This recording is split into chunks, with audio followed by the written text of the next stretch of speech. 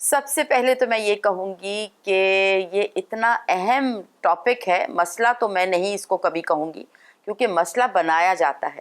تو یہ جو صبح سویرے ہم نے اتنا گمبھیر ٹاپک اٹھایا ہے آج، تو بہت ہی اچھی بات ہے، لیکن میں چاہوں گی کہ یہ اتنا اہم ہے ہمارے معاشرے کے لیے کہ اس کو ہمیں دن دہاڑے بھی بات کرنی چاہیے۔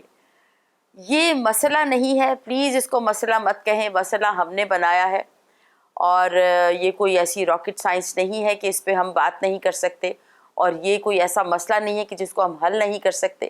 یہ ویسا مسئلہ ہے کہ جیسے وہ لوگوں کی عادت ہوتی ہے کہ اگر یہ ہے تو یہ بڑی کی ہو رہی ہے تو بڑی کی کیوں ہو رہی ہے، چھوٹی کیوں بیٹھی ہوئی ہے۔ تو یہ مسائل یہاں کھڑے کیے گئے ہیں، حالانکہ یہ کوئی مسئلہ ہے نہیں۔ اگر بڑی کی شادی پہلے ہو جاتی ہے یا چھوٹی کی شادی پہلے ہو جاتی ہے تو یہ کوئی ایسی بڑی بات نہیں ہے۔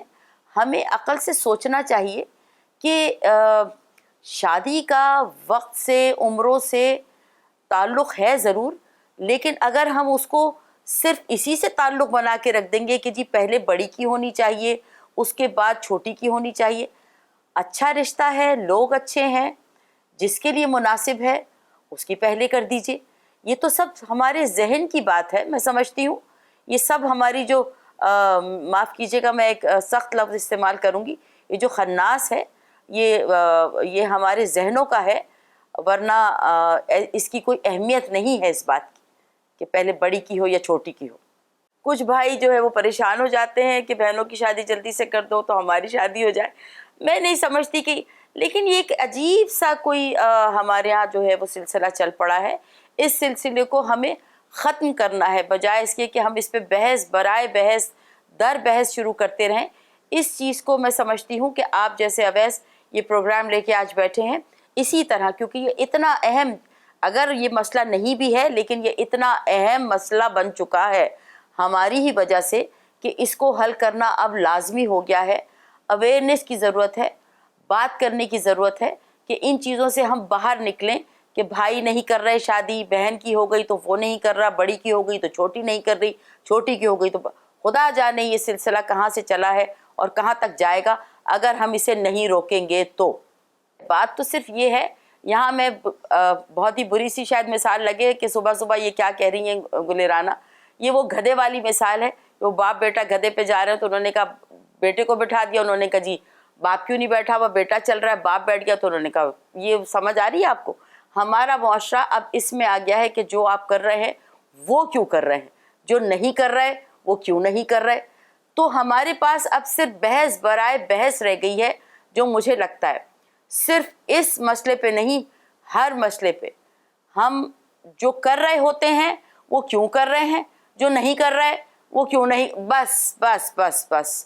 تو اس پہ بات کرنی، اس پہ بحث کرنی بہت ضروری ہے، بحث برائے بحث نہیں، بحث برائے مصالحت یا بحث برائے سمجھ۔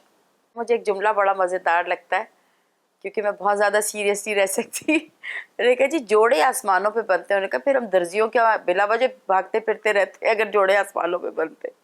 تو ماؤں کو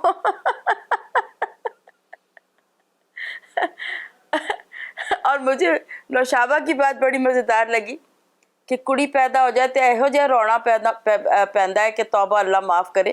تو سب سے پہلے تو والدہ جو ہیں وہی میری گزارش ہے ان ماؤں سے کہ جو اپنی بیٹیوں کو سوائے ڈرانے کے کچھ نہیں کرتی۔ میں ہاتھ باندھ کے ان سے التجا کرتی ہوں کہ اپنی، وہ خود بھی ایک خاتون ہیں، اور اگر ان کے گھر بیٹی پیدا ہو گئی ہے تو اپنے آپ کو قصوروار اور مجرم نہ سمجھیں، اور دوسرے لوگ ان کو مجرم اور ملزم سمجھنا بند کر دیں۔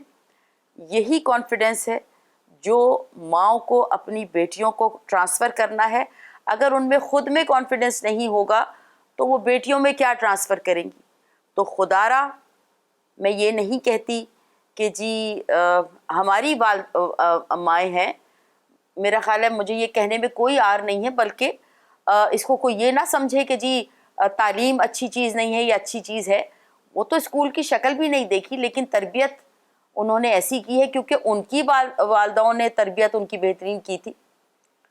تو خدا کے واسطے تعلیم کے ساتھ ایک لفظ ساری زندگی سے جڑا ہوا تھا. نوشابہ شاید میری بات کو سیکنڈ کریں, تربیت.